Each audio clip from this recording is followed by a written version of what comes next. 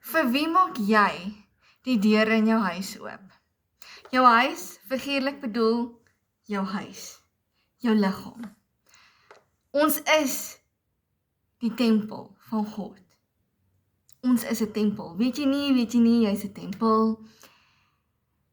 Maar vir wie maak jy die deur oop? Dis die vraag wat ek vandag vir jou wil kom vra.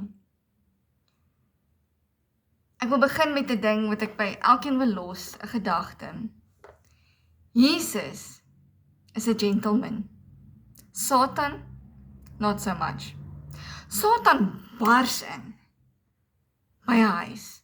Of daai deur nou op 'n skreefie oop is, en of die venster net oop is, storm sal hy, storm in sal hy kom. Jesus klop, en hy wag. Al is daai deur op 'n skreefie oop, wag hy, tot daai deur ten volle vir hom oopgemaak word om te sê, kom in, Here Jesus. Tot hy ingenooi word. Die duiwel worry nie, hy wil nie ingenooi word nie, hy kom net in. Maar ongelukkig nooi ons hom in.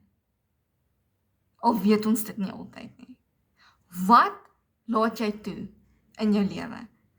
Wie laat jy toe in jou huis? Kyk, ek staan by die deur en ek klop, sê Jesus. Die vraag is, gaan jy oopmaak?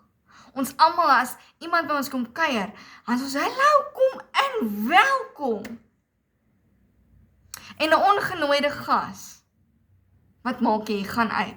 En weet jy hoe moeilik is dit om 'n ongenooide gas uit jou huis uit te kry? Ek seker of van baie van ons kan relate met hierdie een. 'n Ongenooide gas wil ons uit hê. Maar hoe sê jy dit? Op 'n vriendelike manier.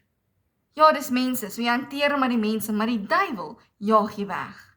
En jy sê vir hom, wyk Satan, wyk uit my lewe uit, wyk uit my finansies, my verhoudinge, uit alles uit, ek soek jou nie. Jesus Christus, God alleen, God drie-enig, is God en koning en regeerder van my lewe. Laat ons toe, dat die duiwel inkom en 'n gemors van ons huis maak, terwyl hy ongenooid is. Of wag, het jy hom dalk as prins genooi, deur dinge oop te los, sodat hy kan inkom? Dink bietjie. Jesus wag. Hy wag en wag. Wanneer gaan jy die deur oopmaak vir hom? Wil jy die deur oopmaak vir hom? Want Jesus gaan jou lewe kom opruim. Hy is die beste gas om te kan hê. Hy is jou regeerder. Hy maak skoon. Daai de mekaar huis wat die duiwel kom omkrap het, kom hy en hy kom maak skoon. Pas op wat en hoe jy jou deure ooplos. Want op die einde van die dag bars die duiwel net in by jou huis. Hy storm in, hy het 'n saak, hy voel 'n veer vir wat jou beplanning is. Ons as kinders het altyd geleer jy klop. Al is daai deur toe en jy weet vir 'n feit, niemand is agter daai deur en daai vertrek nie. Jy klop, jy maak seker.